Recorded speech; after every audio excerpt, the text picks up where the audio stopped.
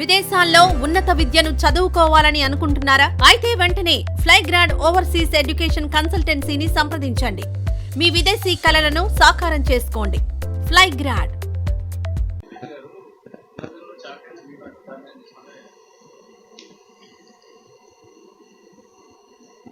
స్వతంత్రం రాక మునుపు బ్రిటిష్ ప్రభుత్వం, నాకు తెలిసి 1934 ఆర్ 35, 1934-35లోనూ ఒకేసారి ఈ దేశంలో బీసీల పరంగా, ఓబీసీల పరంగా, కులాల పరంగా జనగణన జరిగింది.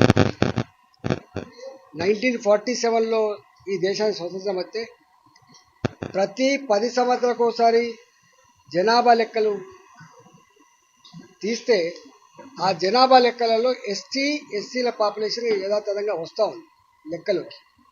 కానీ ఓబీసీల పాపులేషన్ కానీ ఇతర కులాల పాపులేషన్ ఎప్పుడు రాలేదు.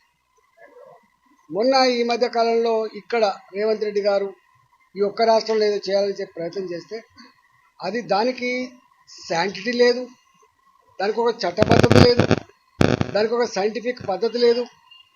చేసి బయటపడితే గయ్యి లేచింది.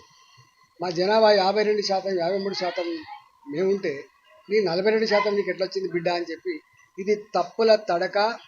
ఇది కేవలం నీ ఓట్ల కోసమో నీ ముసలి కన్నీరు కాచడం కోసం చేస్తున్నారు తప్ప నిజమైన కులగణన కాలేదని చెప్పి అందరూ దానికి వ్యతిరేకంగా మాట్లాడిన విషయం మీకు తెలుసు.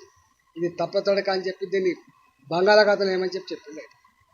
ఇవాళ భారతీయ జనతా పార్టీ నరేంద్ర మోడీ గారు మొట్టమొదటిసారిగా దేశంలో క్యాబినెట్ మినిస్టర్స్గా 75-76 మంది ఉంటే 27 మంది ఓబీసీలను మంత్రులు చేసే చరిత్ర కూడా భారతీయ జనతా పార్టీకి మాత్రమే దక్కింది.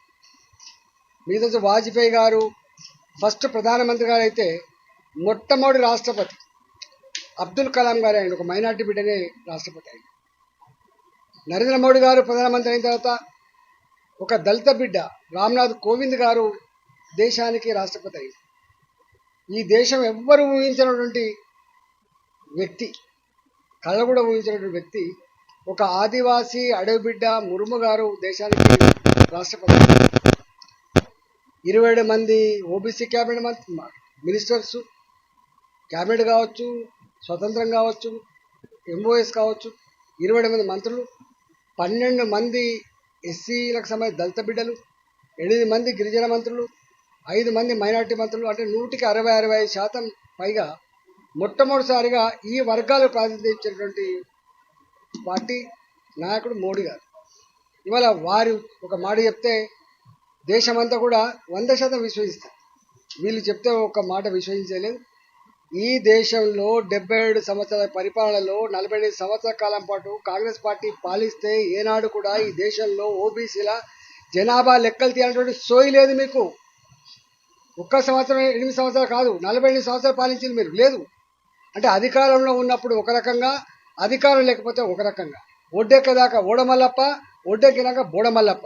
నీ దేశంలో నీ జాతీయ పార్టీ కదా, నువ్వు ఎందుకో చేయలేకపోయినావు.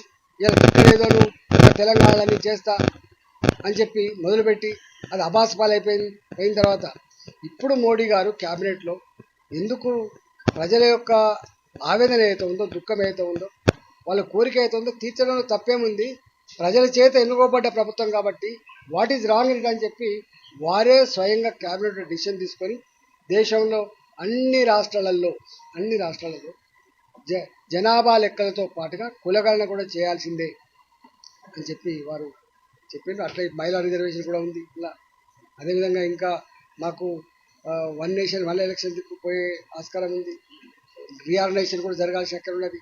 కాబట్టి డెఫినెట్గా ఇవాళ మోడీ గారు తీసుకున్న నిర్ణయం,